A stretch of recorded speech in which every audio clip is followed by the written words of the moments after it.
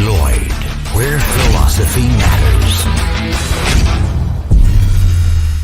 Hey, what's up, everybody? This has been an interesting day. We have already a 2-for-1 on ZeroState. We had Carrie Baldwin earlier with a great discussion on some interesting topics. So I'll let you go look at that previous episode.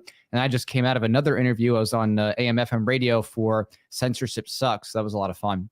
Before we get into this other special guest here, I do want to importantly point out that the voluntarist campaign is ending very soon. There's only 32 hours left. We are over 100% of funding, which is awesome because it means we have the bonus sticker unlocked. And since we passed stretch goal 1 and 2, there are multiple bonus perks going to backers. So if you get a print comic copy, you're also going to be getting an extra art print, an extra game card, and that sticker for hitting goal. So now is the time to get in. If you've been waiting for the last second just to see where this goes, let's get there. Let's get to the third stretch goal at 18K so we can unlock that and get some more goodies to backers. And it's just going to be an amazing time because this is the big Origins arc completion. It's the canon story, start to finish, and put into a trade paperback format for a single read within one trade paperback issue.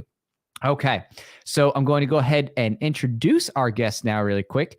The guest we have is Michael Nolan, who is a business owner, an open source code contributor, aspiring writer, and liberty advocate since 2010.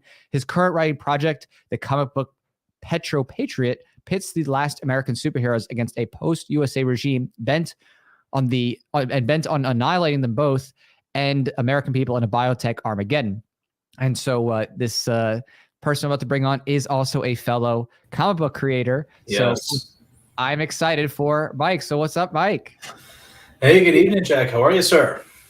I'm doing good. I just drank half an Airborne because I was feeling a little bit under the weather from not getting sleep. So that Airborne just kicked it up a notch for me. And now I'm lit. I was going to say there's always something good about caffeine, and in our case, we're setting up our CrossFit gym at home, getting all the equipment. It all just got shipped in, actually, so we're assembling it, so got me nice and warmed up. Awesome. So, man, sounds like we're both good to go here. So, yeah man, I guess just where to begin. I know first thing, I've actually got to compare notes on when neither of us got started, because like I was saying, in my case, it was 2008. I first learned about Ron Paul. I drove up to, was it Minnesota, where he was holding that rally right next to the Republican National Convention in the Twin Cities. Then I remember then Campaign for Liberty got started in 2010, and that was an interesting foray into politics because it was the first time I ever attended a caucus. And because if you remember, we're trying to get the Liberty guys into the Republican Party. And I just remember I became precinct chair on my very first caucus because I was like, there were only 2 of us that showed up for the whole precinct. The guy's like, hey, man, you want to be chair? I'm like, yeah, sure, why not?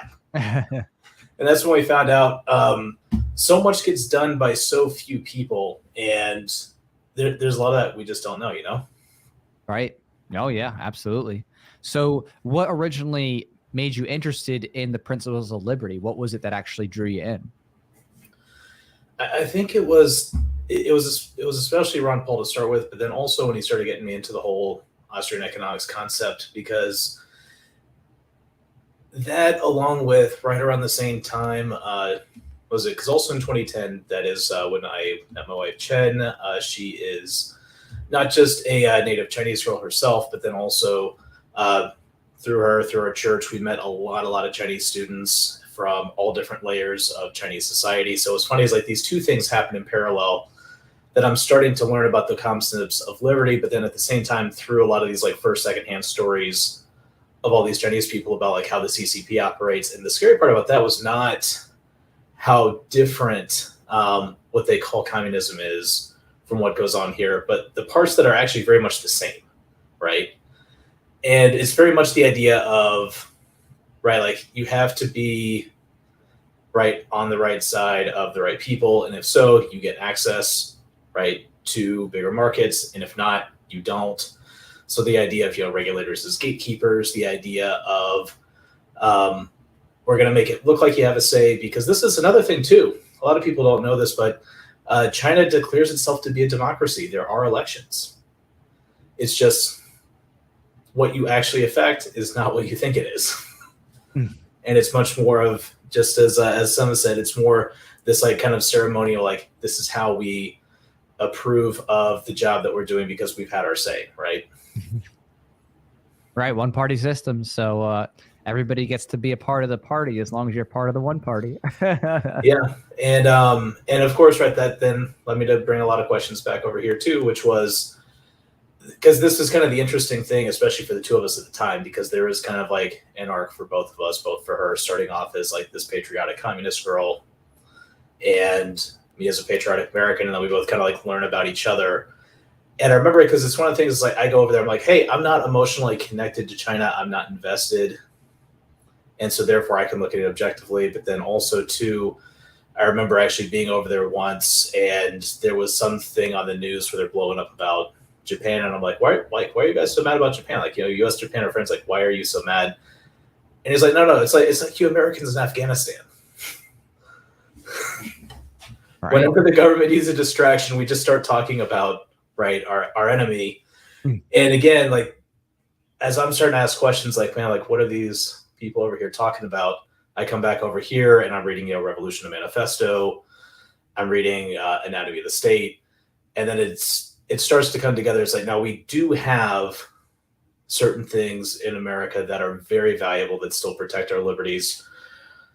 Of course, right, First and Second Amendment being the biggest ones, and also the 10th Amendment at our great 10th Amendment Center.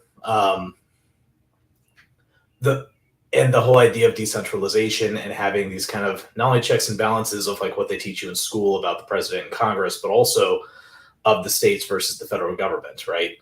That the more you have these different forces balancing each other, the more you can have actual liberty and the defense of your property and ultimately you. And so those are, I think, just kind of like what got me to just get everything to click all of a sudden and say, man, like it's so much more than what we normally have in political discourse here. There's something much bigger here. And that's what's always gotten me so fired up about liberty and the liberty movement.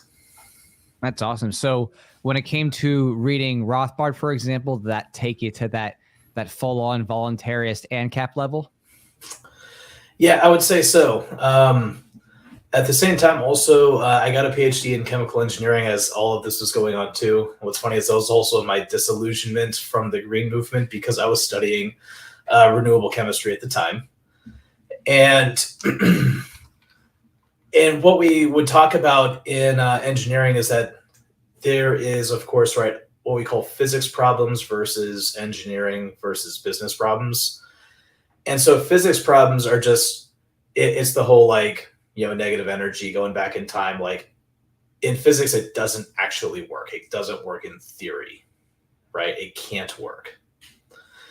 And what we call engineering problems is we know that it could work. We just don't know how. And that's kind of like what I would consider to be my ANCAP stance, that is the standard we can measure everything else against.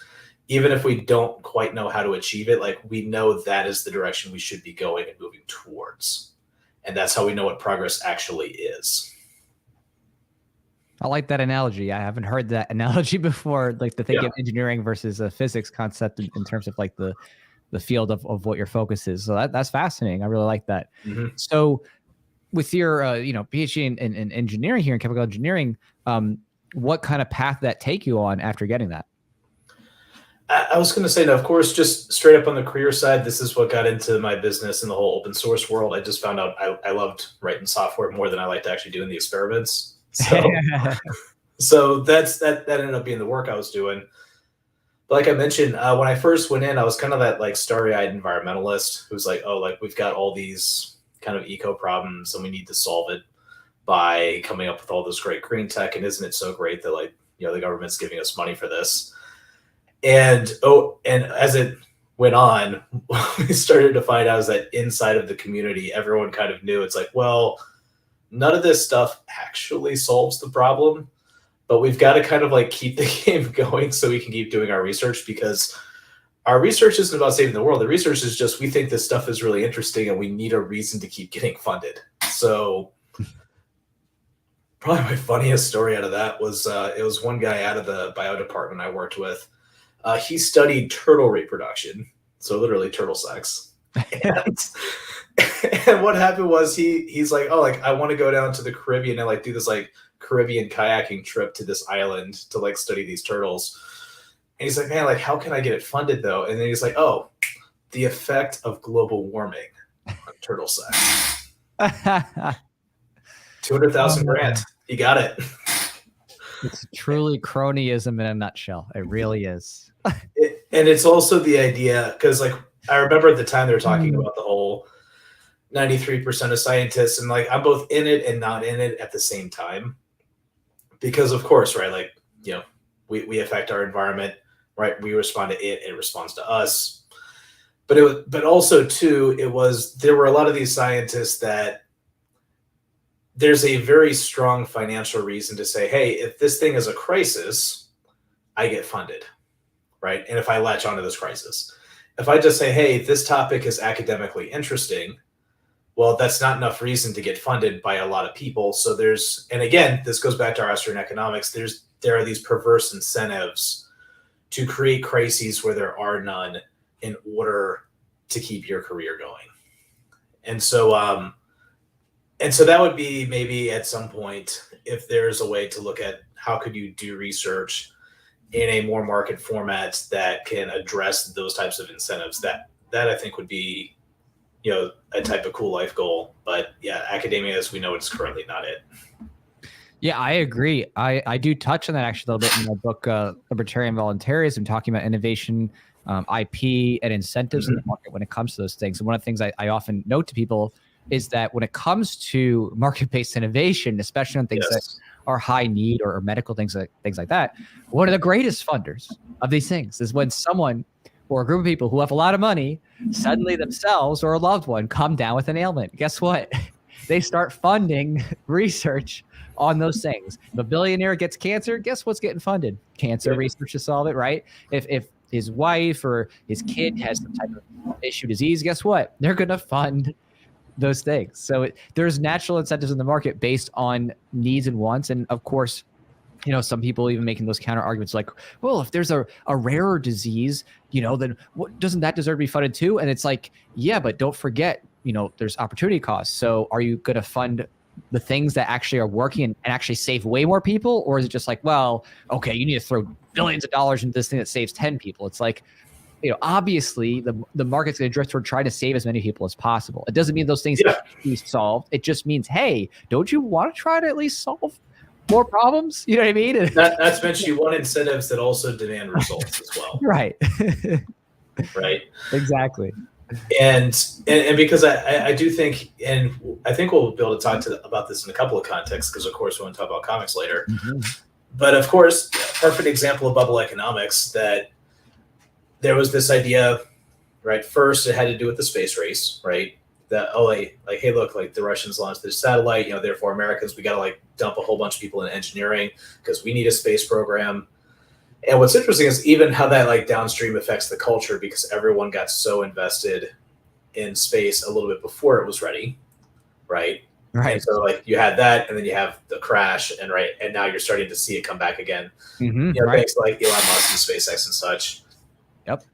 But but then also too, when you had the beginning of those student loan programs, the university started to figure out like, hey, the more students we can get through the door, right? The more students we can get through the door, the more money that means for us.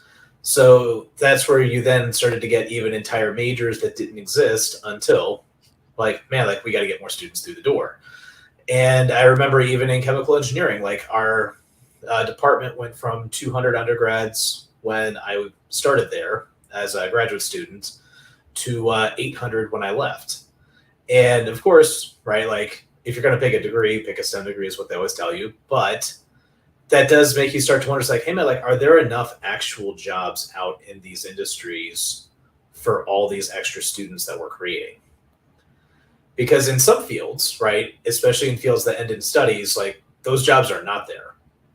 Right, they only exist in academia, which means, again, going back to our emergency thing, it's like we need to create bigger and crazier crises or larger deviations from reality, you might call it, so that we can justify having more of these academics in here so that we can bring in more students for more student loan money. I mean, it is a classic bubble.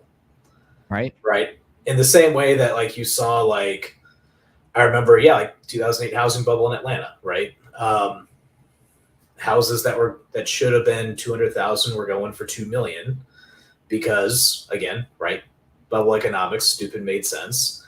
And I think a lot of the crazy you see in universities now, both tuition prices, but also some of the crazier papers. You look at books like Cynical Theories, for example, and what was her name? Helen Pluckrose, because she was the one who wrote those just blatantly false papers, and they all got published.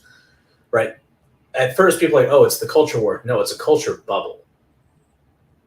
Right. Again, right. Tying back to our Austrian economics, right? Bubbles not only manifest economically, but also in culture, because again, economics and culture are both about decisions you make with your time and resources.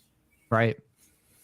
Yeah. And that's a great point too about the incentives that happen with government subsidizing people going into higher education, because again, the thing that I saw too is these teachers and people in academia would say, hey, look, you're going to make all this money. See, this is the historical data of what the average earner makes. And it's like, yeah, but did you not realize that was based on the actual market scarcity of the past? And now you're saying, oh, come to this major, everybody.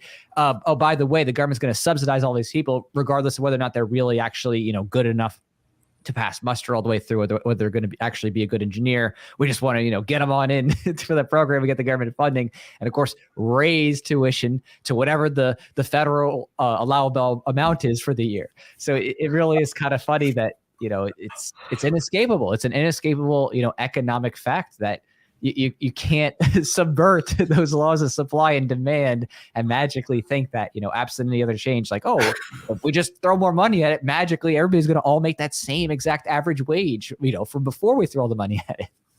Yeah. And not to mention too, it's also, you may still make more, but it's also because you've brought the entire average down because you flooded the market with degrees, right? Right.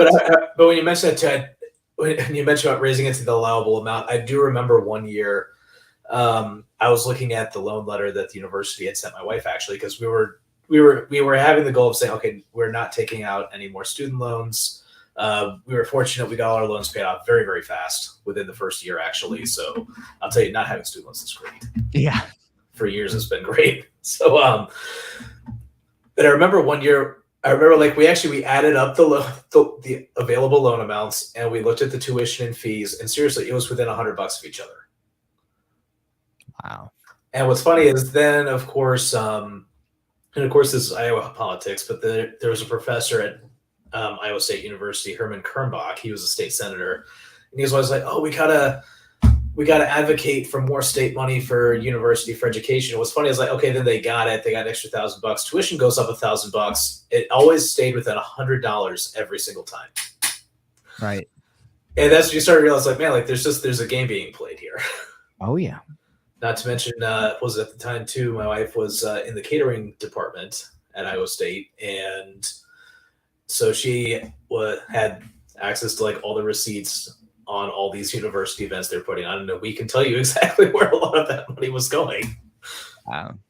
Yeah, it really is crazy. It really is wild, just how much people miss that. But at the end of the day, you look at the student loan debt and how that is another triggering point for, I think, furthering this current recession, because as I'm sure it's been pushed back at this point, the interest, set to zero, and the repayments been pushed back time and again with all the government shutdown stuff. But if they kick that back in, it's gonna really screw some things up with people, with everything else already being so expensive thanks to the inflation and the energy prices. So exactly. And it then starts to lead you to the question of like, man, like, how is this all going to unravel? Because at some point, right, like, and again, you're right, like, you can delay payments for a while, or you can play games like, was it with this Strategic Petroleum Reserve? You always see that one come up. But at some point, like, there's a point you're not able to play those kind of games anymore, and so say, okay, like, fundamentally, right, our economy is not structured the right way, and therefore certain things have to change, certain expectations have to change. And what that means is, hey, if we are through this student loan program sending too many people to universities, like, then at some point, either because we just financially can't pay it anymore, or because the culture moves on or something, right, fewer people will go. And in fact, I think attendance is actually, I've started to turn and go the other way now. They've started to turn and go down since COVID. and and you're starting to see like more alternatives pop up. I can even think of a couple programs specifically. But again, like that's sort of the market beginning to reassert itself and is starting to work around this bubble. So you're right, we may actually see the bubble beginning to burst. Oh, I completely agree. I've seen that tons at this point, and I've personally witnessed it because I've been a public school, status teacher now. But I've been in that role, did tutoring and other things like that, and I work with young people. I get to see what's going on, and it's just, it's not sustainable. Young people are really seeing these economic costs face them, and tuition's just not realistically affordable. And a lot of them are just like, okay, I'm just going to go and work a job and live at home because that makes a little bit more sense, at least, because at least they're making money while figuring out their next steps. And, and of course, along with that, there's been some alternatives, everything from like praxis to like, different types of boot camps and online courses and stuff like that. But a lot of young people are I think, finding themselves at that crossroad where they look at the numbers. It's like, yeah, you can't afford that. Like, no way. So yeah. it's insanely. I'm even starting to see on the side of some of the larger corporations now that there's certain corporations, they actually have hiring corporations kind of in front of them, in which you don't apply to some of these big companies anymore, but you apply to these sort of like training corporations that they actually bring you in for, say, like a 1-year paid program in which you're still doing work for the company. Right. But the thing is, because you're working for this front organization, they're not taking on any of the risk of hiring you, so that then they can say, okay, we're just gonna start training people hands-on, and and then the people who can hack it after that year, right, we'll keep them, right, we'll hire them, and then those who can't don't. And that may be a beginning of what we start to see as the alternative to currently just saying, oh, you got a degree, you're good. Which, that's another thing that I think has changed definitely since the time we've grown up. I don't remember your age. I know I'm 37 myself, so I do remember, of course, when I was 18, you still lived in that time in the early 2000s of if you got a degree, you got a job. And that is not the case now. Yeah. Or you might have a job at Starbucks. Yeah. You're going to be a well-paid barista. Of course, the other fun part there, too, was, man, that was like before 2010. Also, I remember a lot of students, they talked about their student loans, right? It was like, they're like, man, like I've got like 15,000 in debt, 20,000 in debt. It's like, man, nowadays, if you come out with only that much, you're doing good. Yeah. Oh yeah. No, I know. I made more money as a teacher with a bonus incentives that came with it than the average law school grad did from my law school. And the law school I went to was nothing to be, ashamed of. It was a top 50 law school. So it was like a really good example of just oversaturation. There's so many people going into law and advanced degrees because, again, the 06-07 housing crisis forced by the government caused so many people like, well, I got to go back to school. I got to do something. And it's like a lot of those people went to, whatever professional degrees, MBA, accounting, whatever, maybe engineering, maybe law, but huge market saturation because people were just trying to be like, I'll ride this out and maybe it'll be better by the time I'm out. And then it was like, Obama came in with Obamacare. And it's like, too bad. And, really hurt everybody. And that kept things going until, basically the Trump tax cuts. So that was, pretty crazy. A long period of time, people just suffering. Yeah, absolutely. And when you,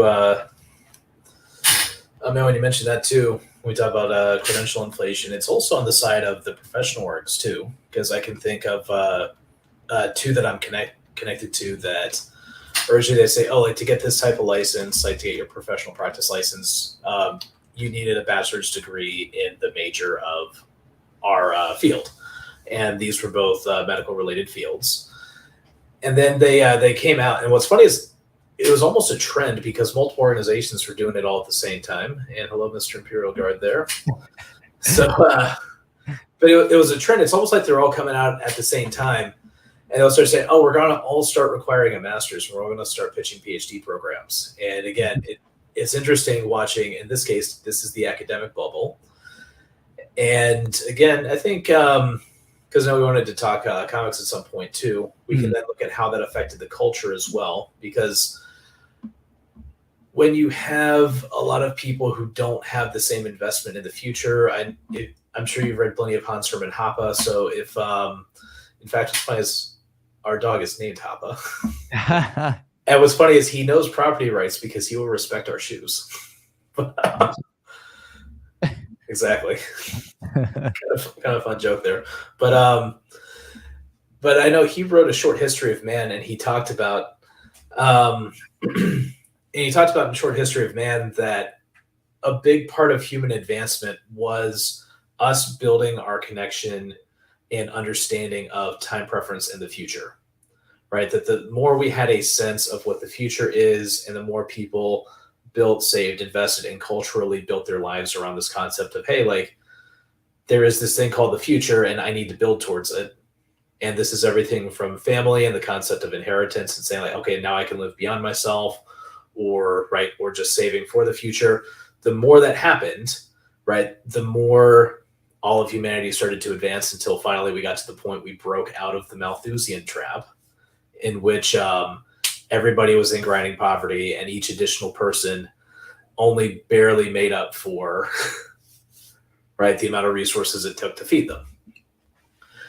And that's kind of the one of the risks we're starting to see now is if you put people into a whole lot of debt, you start to get a completely different reversal of debt and inflation, that if you can't save for the future, then you start to make different decisions because there is no future.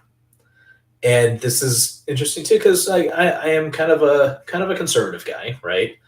And this is actually something I've started to explain to people who consider themselves more conservative than libertarian, that if you don't have the right economics, you're not going to get the right culture, because everything that you consider a part of traditional culture was this idea of understanding the future first and building towards it.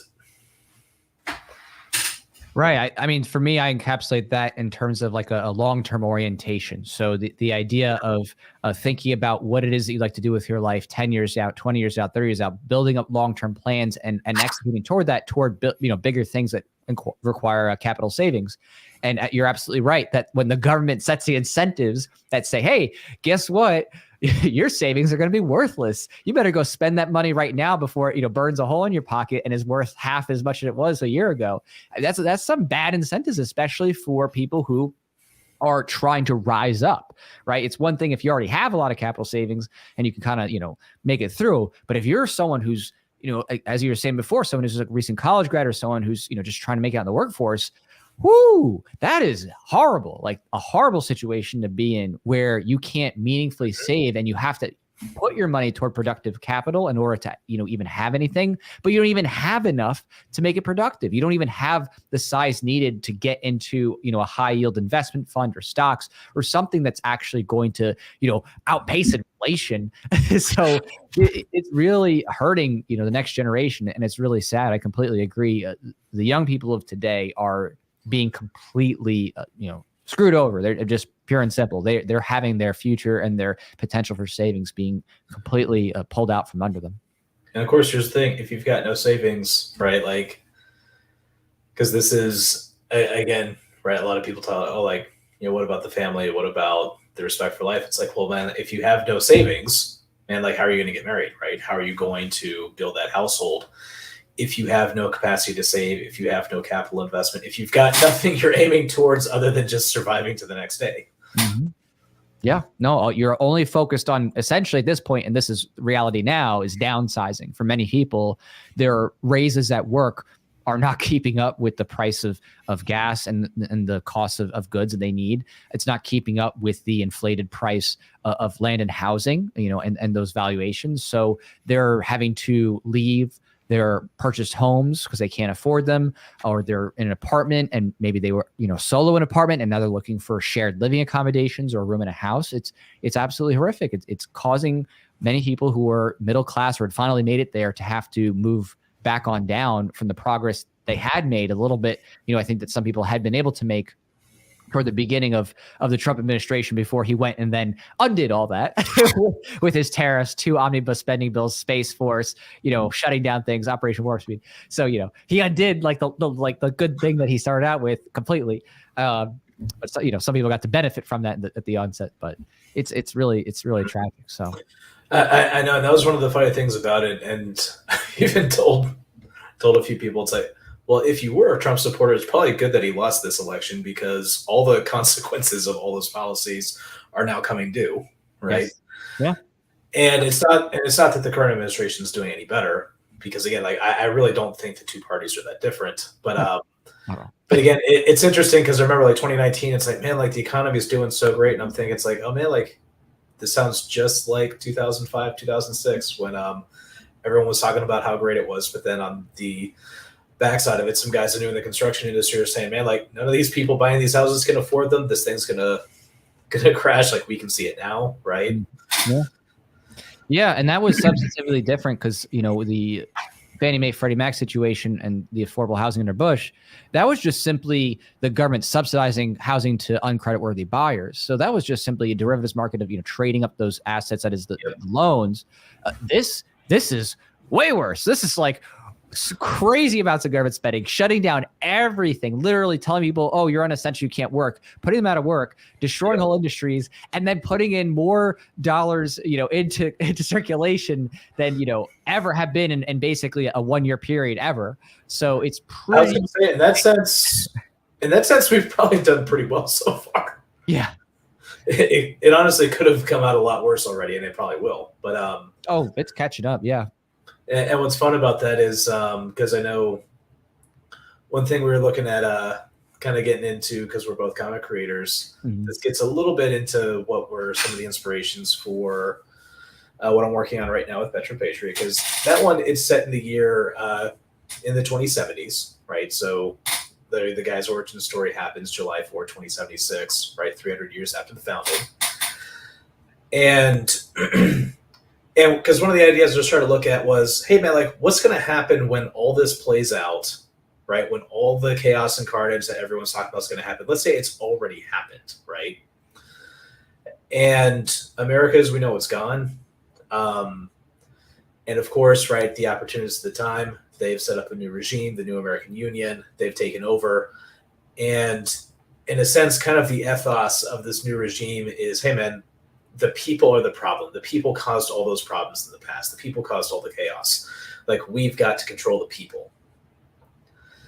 And so the question is, if evil is already reigning, first, how do you even know that you're in that type of an evil system? Because this is part of the China experience.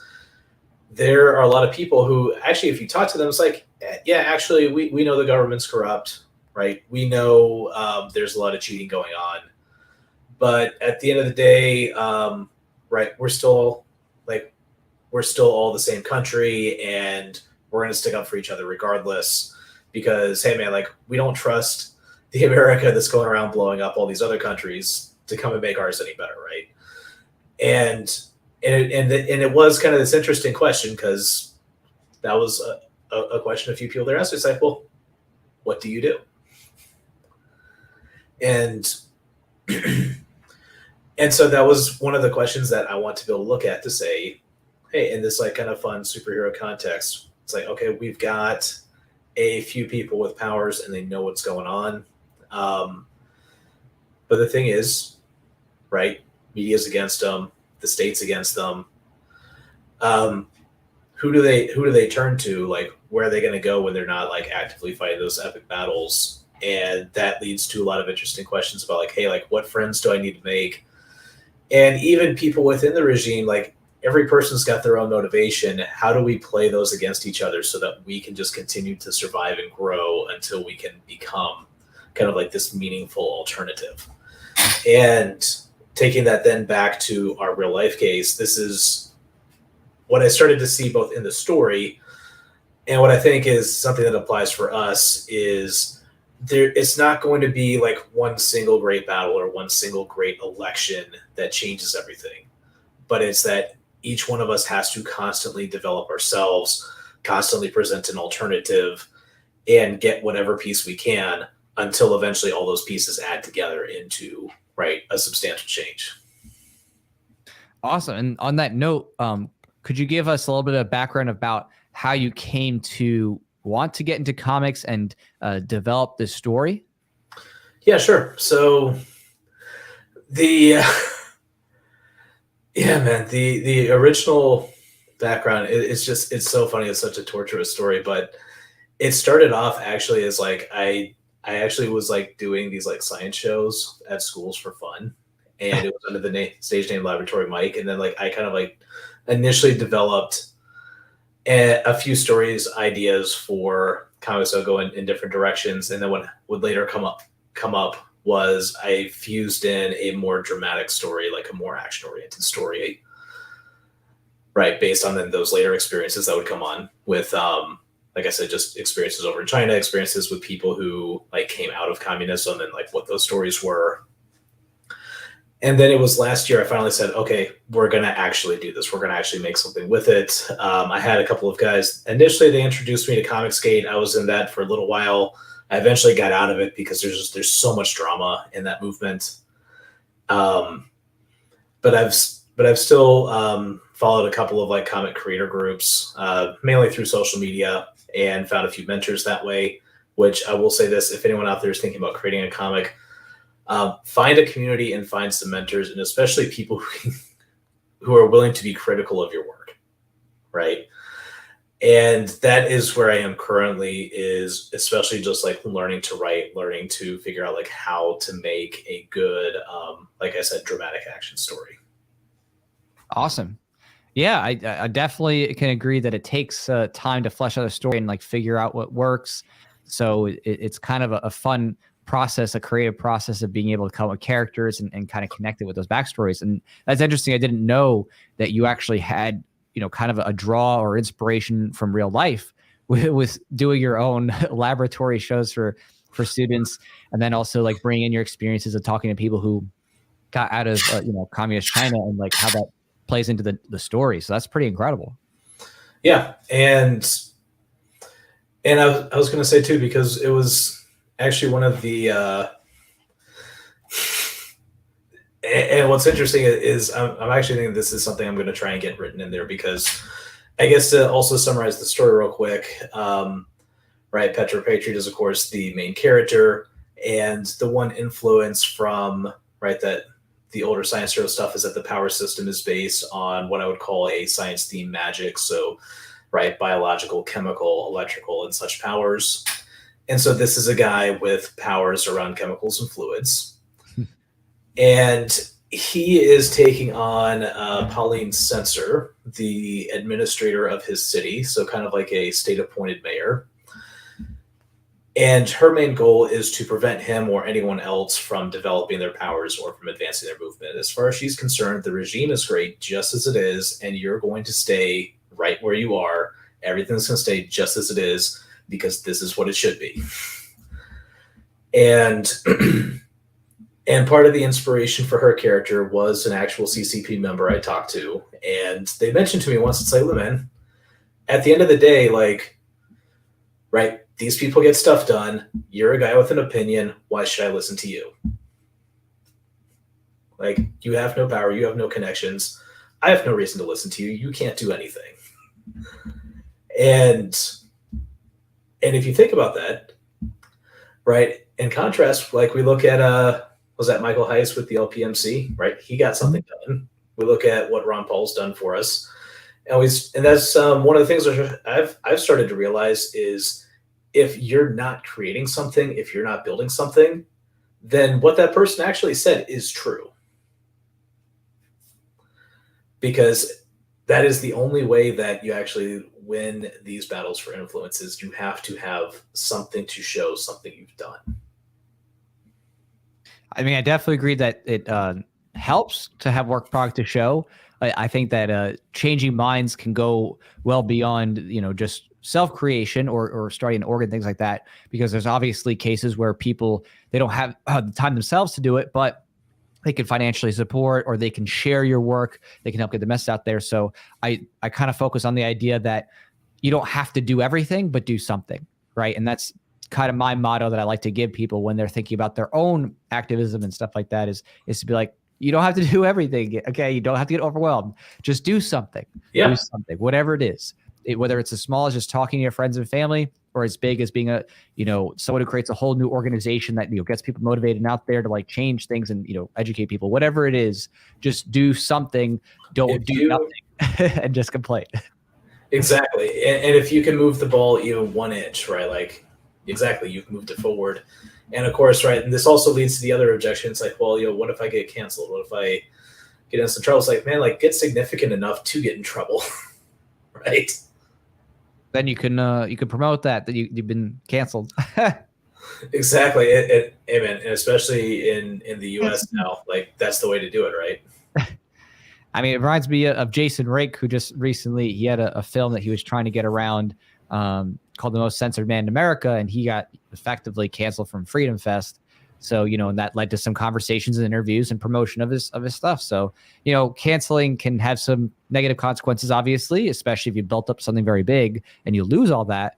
But giving up and not using the opportunity to let others know and to promote what you're doing, especially if you're doing good work, promoting liberty or educating people on the nature of the state or ethics or philosophy. I mean, that's not the time to give up just because you've been shut down. That's the time to say, okay, I'm going to go even harder. And I'm going to look for ways to work around this and let other people know. So. Yeah. And also too, because I'll tell you what, I've got a couple of your Voluntarious Origin comics. And of course, I've always loved the artwork that's come out on some of these. I'm curious. So you're up to Origin 6 now, and I know you've got a ton of characters. Yeah, man. Like, can you catch me up on like the last couple of issues and like just tell me what you've been up to?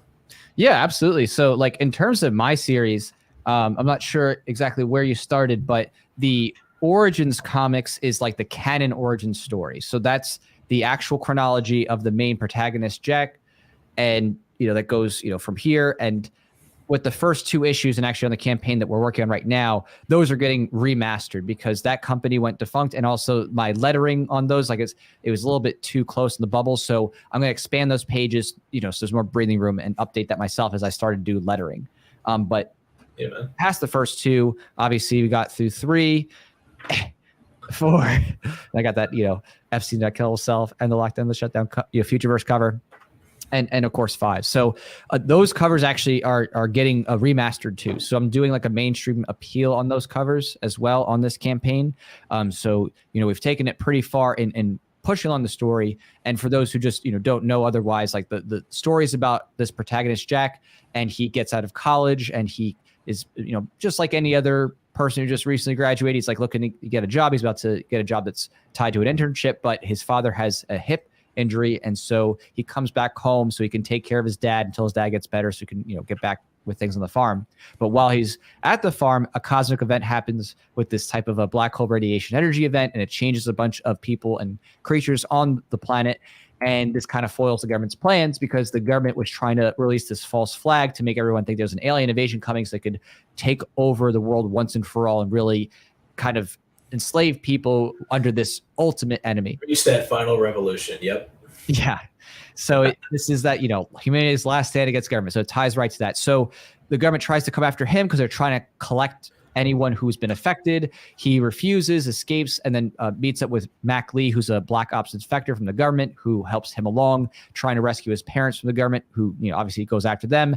And then, of course, they work together trying to figure out what the government's doing to try to foil these plans. So that's kind of the broad scale overview, but the characters, there's a whole bunch of different characters, other stories and arcs and things like that. And it's expandable universe that has both like kind of a concrete end, but also something that happens after that. So without spoiling those things, it's just, trying to give a sense that this is a very grand universe. This is not just like some like, oh, this is, short and then it ends after, 10 issues and it's done. This is a forever going kind of series, expandable thing. Is that what Petro is also like? Yeah, I'd say so, because it's a series of issues that they face as time goes on. Now what's funny is I think we're both kind of like on the same wavelength for this humanity's last stand against government, because the idea is that now these powers, I call them just the gift. A few people have them. They can be inherited. There's a very special case in which they can also be given.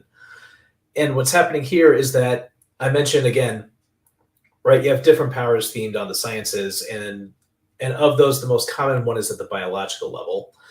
And so you have a couple of people within the regime who have that gift. And they found out like, hey man, like because the people are the problem, we can actually use our power to induce mutations in people and create these new things called bioconstructs, which guess what? We can just make a whole new people, right? We don't even need the people. And so one of the things they're starting to uncover and unravel is, hey, it's not enough to just try to get by in the regime. It's not enough to put up with oppression. If you don't act, they will get you, right? You're only, like, you are living on borrowed time. And so you have, so in that sense, you have the main characters in which they have, in a sense, two problems. One is, of course, right, surviving and figuring out how are we going to take on the regime. But then also, two, they start to discover there are people within the regime who also have these types of powers. In fact, very powerful forms of it, including right at the quantum and fundamental physics levels, that they actually have divided loyalties. And it's like, well, if we can actually play on that, we can bring more people to our side and we can actually make this stand. And the question is, it's like, well, again, what is the thing that will make each of these people act? And so that, I think, is kind of this interesting question of like, okay, how can we start to understand like what are people's motivations within the state? Why do they stay with it? And what would cause them to change their mind to step away from it? And of course, right, this new American Union, the name of the regime, is not the only country in the world. If you think of 1984, there is a Eurasia and East Asia out there. So the challenge doesn't end if they can somehow survive, right, this first test, right? Then there's this whole new world that's got to come after that. And so, like I said, it's fun putting a world together, isn't it? Oh yeah, it's fun putting these people together. When it comes to the actual, I guess you could say chemicals they're using, do you apply your PhD level knowledge of chemistry to like bring about realism to some of the things they're using? Yeah, that one I actually got to be careful sometimes because I'll get too nerdy with it. The other challenge too, because again, you got to think of your target audience, right? Most people are not chemists, so there are a lot of chemical references I would like to use, but people aren't going to understand them. So instead what happens is I just pull up things like, like, hey, like what's something that would just look really cool in artwork? So I'm like, hey, like let's come up with like photochemical stuff and quasi-plasma and these sort of things. But then also too, there are cases in which you can do some very interesting tricks with fluids that a lot of people don't know about. But once you see it, you're like, wow, I did not know you could do that. And so I will say it is fun thinking of tricks like that. It's also fun because I know a lot of chemistry of things that are, to put it nicely, so we don't get ourselves in any trouble, things that are highly reactive in the presence of water. So there are things you can do with a squirt gun you would not expect. Is how I'll put it. And it's just, thinking of stuff like that and to say like, how can we make it though? Just make it explosive, full of action and full of fun, right? Like, because at the end of the day, like that's what every comic's got to be. That's what we got to do with our messaging is we first and foremost have to have fun. Right. Yeah, I mean, I bring to bear too with my comic series, like my law degree knowledge and stuff like that. So I like to incorporate things from my own life and experiences and stuff that like, I mean, I'm not going to use like crazy long legal jargon things, but I'm definitely going to incorporate elements that might make someone Google something and kind of be like, oh, what's that? Is that real? What is that?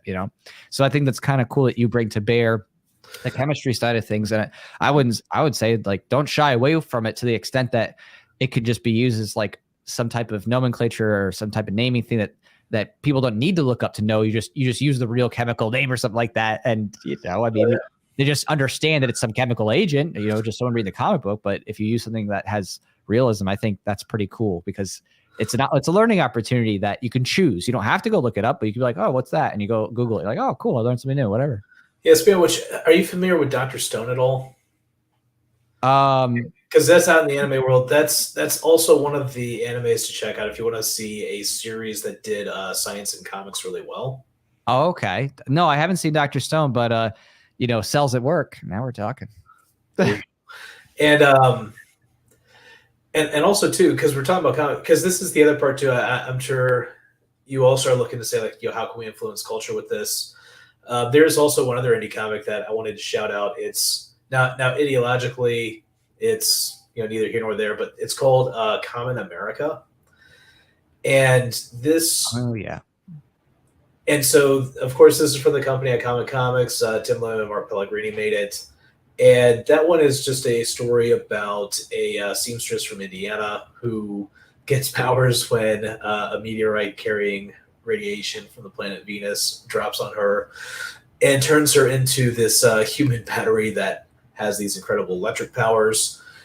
And the interesting thing they did there is, as far as indie comics go, it's probably one of the fastest growing. It's got a huge subscriber and reader base. And the thing that was interesting about it, and this is something I think that's worth paying attention to, is in the American market, the mainstream big two comics, DC and Marvel, have been declining, and manga has like totally taken over the market, right? If you go into a bookstore, right, the comic section is all manga now, or right 80%. Yeah. And these guys, though, they have the distinction of they are constantly selling out over in Japan. They're now starting to get included in Japanese cons, and they've got a huge reader market over there. So it's a case of and what's funny is Mark Pellegrini had explained to me, it's actually been 100 years back and forth, but it's actually the beginning of us starting to influence Japan again through that comic. But the key, they said, is it has to be good art and it has to be good storytelling. And it has to be something that readers can relate to. Yeah, no, I mean the artwork's pretty because it reminds me, because I have seen lots of it, especially because it's an Indiegogo funded campaign. A lot of comics that are Indiegogo funded, I do check out because I've been on there for 10 years. So I've seen all the ones that rose up and have, like me, grown over the years, where they started 5, 8, 10 years ago. And that was one of them that's very successful on there, up there nearing Ethan Van Sciver's work. So I was going to say, because they have kind of a rivalry going between them. Yes. That's gone, since 2018, I think, is when that took off. Yeah. Oh, I mean, obviously Ethan's work, it's like crazy beautiful detail. And it's a detail I would aspire to like being able to achieve. And by achieve, I mean afford, because that's expensive art for real. Yeah. And then kind of blends like the anime American style. Like it's that in between where it's like, it almost is like anime, but it's not like, with the eyes, they're a little bit bigger, but they're not quite, pure anime style. So I think that that's kind of that nice East meets West blend of art style. And of course, she got, titties. So obviously there's lots of people like that. Not to mention with the other manga influences, yeah. There are in fact physics, right? Yeah, they're anatomy. So right, that is an advantage that others have. That while I do have, obviously I'm do not shy away from the female form in my comics, and am not SJW in that way. Their focus is on that a little bit more in the art, which attracts a certain kind of fandom, which I'm not gonna I'm not pandering to that. I pander to the specific superhero genre, people who love those kind of heroic stories. But yeah, I mean, obviously I love their artwork style. It looks really cool, and I've followed along with them too, just like you have. Probably you've done a bit more, but it looks like this is another example of that exit from the mainstream that is continuing to build along with the others who have been successful. And I think, you're definitely heading right into that stream. I'm definitely heading into that stream. And I think people like Eric July is definitely about to head right into that stream too. Yeah, because I saw he wants to do that with his Rippaverse comics. Yeah, I've been following along with that. Mm-hmm. And this is also one question I'd like to ask you too, that another thing I'm starting to see with this as well is in some ways, right? Like when we think of superheroes, like of course we think about, right, like particular type of uniforms, right? Particular like ways of doing things. I'm actually starting to see some of that change. I even see a little bit in your comic, because for whatever reason, the character I liked the most was that Vollencap, because it's not just that she has powers, but also she's just a really good shot. Right? Yeah, no, definitely. I mean, the main character, obviously he has more of a traditional superhero kind of look in terms of the costume, stuff like that. But the other characters have unique stuff, and that goes across the, you know, good guys, bad guys, and whatever. So I didn't want to make it all that's, you know, same style. I wanted to have some more personalized characters along the way, but still, like, I got to pay homage to what is just, you know, near and dear to my heart is, you know, the superhero genre. I've always just grown up on that. So it's like, that's by making it right, you know? Yeah, because I'm curious, because I will say this. Originally, like, I was not in the comic space at all because I'm a developer by trade, right? I was initially looking more into like, hey, like, what are some fun, like, right, originally Flash, but now more JavaScript games that I can make. Like, that was the original medium I intended. And what's funny is actually Common America was the comic that made me start to say, like, maybe I should try comics. Tell me about your comic history, like what got you inspired to do the. Yeah. No, I mean, for me, like, because I've always just been into it in terms of, like, you know, reading the traditional stuff, Superman, Batman. Uniquely, I guess, to me, you know, I was reading Invincible before it became popular way back in the day. So, you know, definitely love that. Watchmen, Alan Moore, of course. And I dressed up for movie premieres. So I dressed up as Batman, you know, I dressed up for Fantastic Four. I would, you know, go to Lord of the Rings and dress up as characters. I dressed up as Darth Vader for Star Wars. So I was into that stuff. I even like emceed an anime convention. So I definitely had like this, kind of like comic to anime nerdum stuff going on. And I was just like, okay, I want to combine my love of this with my love of liberty. How do I do this best? And I started the movie script and then just realized, okay, this is too expensive. There's no way I'm going to be able to do this right. It's going to be way too expensive. But comics, you can do that. And that's that beautiful gap between just having a written book and the movie. It's kind of almost like storyboarding. You're getting the visual element plus you're getting the written word. And that's what made me go, okay, you know, I can do this. And even though I didn't have all the skills needed at the time, I just picked up what I could to run with it and just learned along the way. I made mistakes for sure. That definitely going back, I would do lots of stuff differently. You know, just in terms of the first issue, like breaking up more into more people who did the different elements on it, spending more time doing character turns and stuff like that. But, you know, whatever, at the end of the day, the mistakes I made still helped to develop the universe, you know, and help to, you know, build it out and bridge it and kind of give the vision to future artists of what it could be. So that's what mattered to me in the end. So. No, that's cool, man. And because you're right, storytelling is a whole art on its own, and then you drop into it further and say, okay, now how do we make it like visually work, page turn to page turn, page to page, panel to panel. It really is like an amazing discovery process. And what's funny about that is, like I said, right, it was first, was it Tim Pool talking about like, hey, we got to create culture. Then it was a couple of friends who were into comics who said like, hey, you got to check out comics. And it was especially Common America was the first one I really got into. Now I'm starting to get into some of the classic Marvel and especially Luke Cage. For some reason, I just really enjoy reading Luke Cage. Although I think it's because one of his villains is Chemistro, who's got this alchemy gun. So maybe that's part of the reason.